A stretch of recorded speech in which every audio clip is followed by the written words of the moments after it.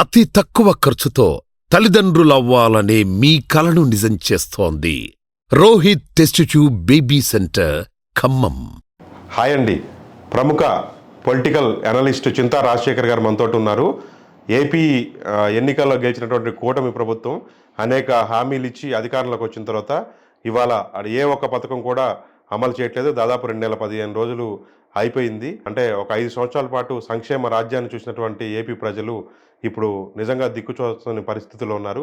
ఈ పరిస్థితులు ఎందుకు వచ్చాయి, దీనికి పరిష్కారం ఏంటి, రాజశేఖర్ గారు ఏమనుకుంటున్నారో అడిగి తెలుసుకుందాం. సార్ నమస్తే అండి. నమస్తే సార్, ఇప్పుడు అంటే ఏపీలో అంటే బటన్ నొక్కుడు ప్రభుత్వం అనే చెప్పేటట్టు జగన్మోహన్ రెడ్డి గారు అనేది పరిస్థితి.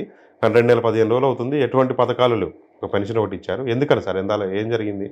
అంటే ఇప్పుడు ఖజానా ఖాళీ అని చంద్రబాబు నాయుడు గారు చెప్తున్నారు. సార్ ఖజానా చూస్తే భయం వేస్తుంది అంటున్నారు. సార్ సో ఎన్టీ రామారావు గారు పాత రోజుల్లో చెప్పేవారు, నా దగ్గర ఏముంది బూడిదే తప్ప అని. సార్ సో చంద్రబాబు నాయుడు గారు అదే చెప్తారు, ఖజానా ఖాళీగా ఉందని. 5 సంవత్సరాలు ఇవ్వమని ఇప్పుడే చెప్తే జనాలు బెంబెలు ఎత్తిపోతారు, ఒకసారి అండ్రెస్ట్ వస్తుందని చెప్పేసి మెల్లిమెల్లిగా 3 నెలలకో 6 నెలలకో ఏడాదికో ఒక రివ్యూ చేస్తున్నాము, దానికోసం ఒక ఎక్స్పర్ట్ కమిటీ చేసాము, అధ్యయనం చేస్తున్నాము, ప్రజాభిప్రాయం సేకరణ చేస్తున్నాము. ఇవన్నీ అసలు మీకు ఇవ్వాల్సింది పోయి చెత్త పన్ను అని కొత్త తీసుకొచ్చారు. 60 రూపాయల నుంచి 90 రూపాయలు చేశారు. అదేమో జగన్మోహన్ రెడ్డి చేస్తేనేమో చెత్త మీద పన్నేసే చెత్త ప్రభుత్వం అన్నారు. ఇప్పుడు అదే కంటిన్యూ చేస్తున్నారు. రోడ్లు మరమ్మతుల కోసం టోల్ గేట్లు పెడతామంటున్నారు, ఏది స్టేట్ హైవేస్ కూడా. సో అక్కడ బాధుడే. రాబోయే రోజుల్లో మీకు వచ్చేది సంగతి దేవుడు ఎరుగు, ఇచ్చేది రకరకాలుగా పెరిగే అవకాశం ఉంటుంది.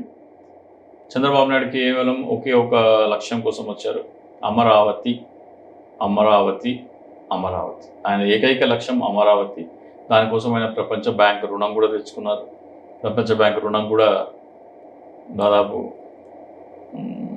నాకు తెలిసి నేను మొన్న డెలిగేట్స్తో మీటింగ్ అయింది. ఏమొచ్చింది సార్ అమరావతి వల్ల చంద్రబాబు గారికి వచ్చేది ఏంటి? అదే దాదాపు 4-5 లక్షల కోట్ల స్కామ్, ప్రాజెక్టు స్కామ్.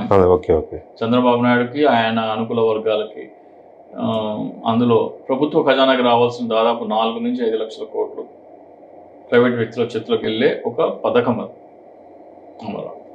ప్రజలకు ఇచ్చేది ఏమీ లేదు. ఆయన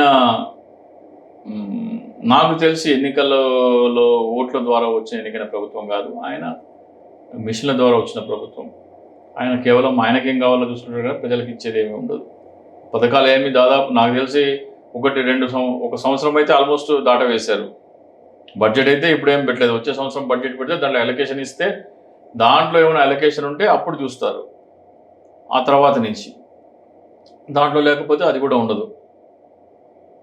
మళ్ళీ 1 సంవత్సరం రివ్యూ అని ఏదన్నా ఏమంటారు, మొదటి 2 సంవత్సరాలు 3 సంవత్సరాలు ఎగ్గొట్టి చివరి 2 సంవత్సరాలు ఇస్తే చాలనేది చంద్రబాబు నాయుడు థియరీ.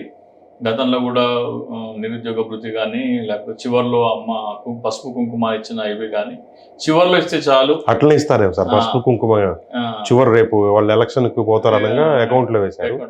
సో ఆ దిశగా ఆయన ఉంటుంది. కానీ ప్రజలకి చేయాలి, నాడు నేడు లాంటిది, వాళ్ళకి వాళ్ళ గోరుముద్ద లాంటివి అవన్నీ చేయాలని ఆయనకు ఉంటుంది, చిత్తశుద్ధి అనేది లేదు.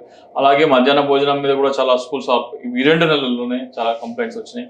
మధ్యాహ్న భోజనం బాగలేదని, హాస్పిటల్లో కూడా ఫెసిలిటీస్ బాగలేవని, ఆల్రెడీ ఆరోగ్యశ్రీ ఎత్తేసినారు. ఇవన్నీ చూస్తుంటే ప్రజలకి ఒరిగేది ఏమీ కనపడట్లేదు. అంటే సార్ ఇప్పుడు అమరావతి నిర్మిస్తే అంటే చంద్రబాబు గారు సంపద సృష్టిస్తారు. రాజధాని ఇప్పుడు హైదరాబాద్ హైటెక్ సిటీ లాగా అక్కడ ఒక పెద్ద అంతర్జాతీయ రాజధాని అవుద్ది. అది రాష్ట్రానికి ఉపయోగమే కదా, ఇంకా జనాలకు ఎందుకు డబ్బులు ఇవ్వాలి? అది సంపద సృష్టిస్తారనే కదా వాళ్ళు కూడా చెప్పేది. సంపద ఎవరికి వస్తుంది సార్? ఎవరికి వస్తుంది? రాష్ట్ర ప్రభుత్వ ఖజానాకి ఏం రాదు అది సార్. ప్రభుత్వము ఖజానాకి ఏం రాదు. ఆ రైతులు ఎవరైతే ఉన్నారో వాళ్ళకి సంపద సృష్టి. అంటే అక్కడ కూడా ఒక ఫార్మా సిటీయో లేకపోతే హైటెక్ సిటీలో ఇట్లాంటి నిర్మాణం అయిపోతే అమరావతిలో కడితేనే వస్తుందా? విశాఖపట్నంలో కడితే రాదా? కర్నూలులో కడితే రాదా? సిటీలో కడితే రాదా? అమరావతిలో కడితేనే వస్తుందా? అదేం లెక్క నాకు అర్థం కాదు. అదనే కాదు సార్, ఇప్పుడు అట్లే దాంతోపాటు రోజుకు ఒక పరిశ్రమ తీసుకొస్తున్నారు, పెట్టుబడులు ఈజ్ ఆఫ్ డూయింగ్ ని స్పీడ్ ఆఫ్ డూయింగ్ చేశారు. దానివల్ల రాష్ట్రం సుభిక్షంగా వర్ధిల్లిద్దిగా సార్. 5 కోట్ల మంది 6 కోట్ల మంది ప్రజలకు మంచి జరిగేటువంటి కార్యక్రమాన్ని ఎందుకు మీరు వ్యతిరేకిస్తారు? దాన్ని అంటే సంక్షేమం పేరుతో ఎందుకు ఇది చేస్తారు? మంచి జరుగుతుంది కదా, చాలా పెద్ద ఇది జరుగుతున్నప్పుడు దాన్ని ఎందుకు చూడరు? అది అక్కడ భూములు ఇచ్చిన రైతులు, రైతుల ముసుగులో భూములు కొన్న వాళ్ళు మాత్రమే బాగుపడేందుకు తీసుకొచ్చేది అమరావతి సిటీ. అక్కడ ఎవరు భూములు కొన్నారో, అక్కడ ఎవరు పెట్టుబడులు పెట్టారో అందరికీ తెలుస్తుంది. వాళ్ళ కోసమే అమరావతి తప్ప రాష్ట్ర ప్రజల కోసం ఉరికేది లేదు, వచ్చేది లేదు, పోయేది లేదు. అదే సార్, ఇప్పుడు స్పీడ్ ఆఫ్ డూయింగ్లో కూడా అంటే డబ్బులు అంటే పెట్టుబడులు వరదలాగా వెల్లువెత్తుతున్నప్పుడు సంక్షేమం ఎంత సార్? ఇది చాలా చిన్న విషయం కదా, చాలా పెద్ద రాష్ట్రాన్ని పెట్టుబడులు ఎన్ని వచ్చినాయి గతంలో? చంద్రబాబు నాయుడు 5 సంవత్సరాలు ఉన్నప్పుడు అప్పుడు ఎన్ని వచ్చినాయి? జగన్మోహన్ రెడ్డి గారి పరిపాలన ఎన్ని వచ్చినాయి? ఇవన్నీ గణాంకాలు ఉన్నాయి. ఆ గణాంకాలు తీసి చూస్తే మనకు తెలుస్తుంది ఎవరి సమయంలో ఏ పెట్టుబడులు వచ్చినాయి. మనం కేవలం వాళ్ళకి అనుకూల వార్తాపత్రికల్లో, వాళ్ళ టీవీ ఛానల్లో వచ్చేదాని కాదు కదా. ప్రభుత్వ గణాంకాలు ఉంటాయి కదా, ఆ గణాంకాల ప్రకారము ఎవరి పరిపాలనలో మీ పర్ క్యాపిటల్ ఇన్కమ్ పెరిగింది, ఇండస్ట్రియల్ గ్రోత్ ఎవరి సహాయంలో పెరిగింది, వ్యవసాయ అభివృద్ధి ఎవరి సహాయంలో పెరిగింది, ఇవన్నీ రిజర్వ్ బ్యాంక్ గణాంకాలు, స్టాటిస్టిక్స్ ఉంటాయి. ఆ స్టాటిస్టిక్స్ మనం నమ్మాలి కానీ పేపర్లో వచ్చే వార్తలను కాదు కదా. దాన్ని బట్టి చూస్తే మనకు అర్థమవుతుంది.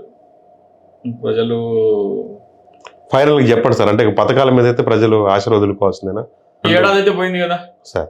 బడ్జెట్ అయితే ఈ 7 నెలలు కూడా 1 బడ్జెట్ పెట్టినారు.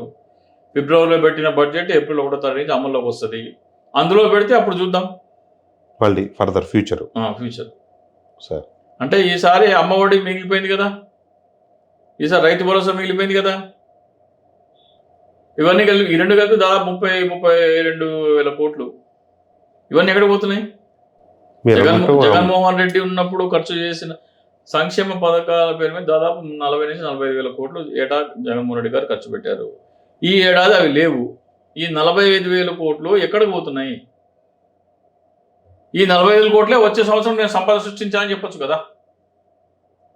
ఇవ్వాల్సింది ఇవ్వకుండా నేను ఆదాయం సృష్టించానని చెప్పొచ్చు కదా. ఈ 45,000 కోట్లు ప్రజలు నష్టపోయినట్టే కదా. సో చంద్రబాబు నాయుడు లెక్కలు వేరే ఉంటుంది, ఆయన చెప్పేది వేరే ఉంటుంది. ఓకే సార్, థ్యాంక్ యూ అండి. నమస్తే. మరొక వీడియోతో కలుద్దాం. Thank you.